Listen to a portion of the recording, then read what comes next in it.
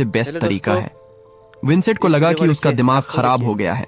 वो उस मीट को फेंकने जाता है, पर तभी वहां एक और आदमी आ जाता है।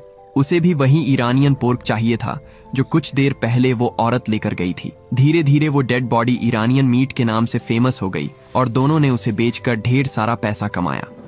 एक दिन उनकी दुकान पर एक पुलिस वाला आता है।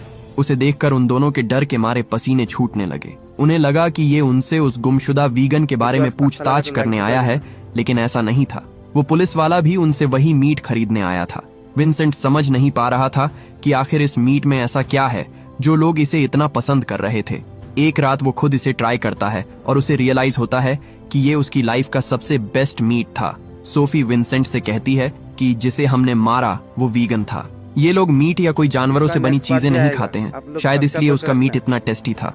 वो कहती है, क्यों ना हम इन वीगन लोगों को मारकर उनका मीट अपनी दुकान में बेचे। लोगों को ये पसंद आ रहा है, हम बहुत सारे पैसे कमा सकते हैं। लेकिन ये सुनते ही विंसेंट उसे आगे कुछ भी बोलने से मना करता है, क्योंकि वो पैसों के लिए अपनी इंसानियत को बेचने की बात कर रही थी। अगले दिन उनकी बेटी क्लॉय अपने बॉयफ्रेंड लूकस को उनसे मिलाने लाती है। विंसेंट को इस दिन का बड़ी बेसब्री से इंतजार था।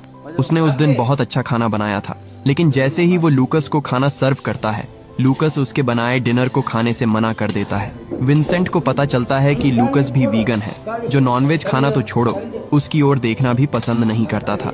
विंसेंट ने कहा, कोई बात नहीं बेटा, ये लो मशरूम्स खा लो।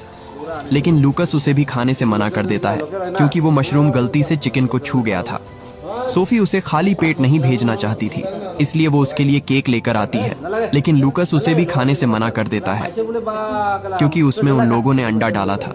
उसकी देखा देखी क्लोई भी खाना खाने से मना कर देती है और दोनों वहां से चले जाते हैं। ये देखकर विंसेंट का खून खौल उठता है, क्योंकि उसके पूरे दिन की मेहनत पर उस लड़के ने 1 मिनट में पानी फेर दिया।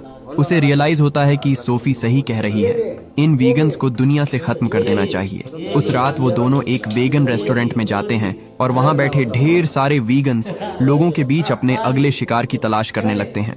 उनकी नजर एक आदमी पर पड़ी, पर वो बहुत कमजोर था। विंसेंट बोला, इसमें हमें हड्डियों की सिवाय कुछ नहीं मिलेगा। जिसके बाद वो उस रेस्टोरेंट के मालिक को चुनते हैं, जो वेजिटेरियन होने के बावजूद काफी मोटा तगड़ा था। प्लान सिंपल था, उसे मारना है, फिर उसे काट कर ग्राइंड करके बेचना है। विंसेंट उसे मारने के लिए मीट काटने वाला चाकू लिए उसका पीछा करता है, लेकिन वो जैसे ही उस पर हमला करने वाला था, उसकी बॉडी डर के मारे थर थराने लगती है और वो उसे बिना मारे ही वहां से भाग खड़ा होता है।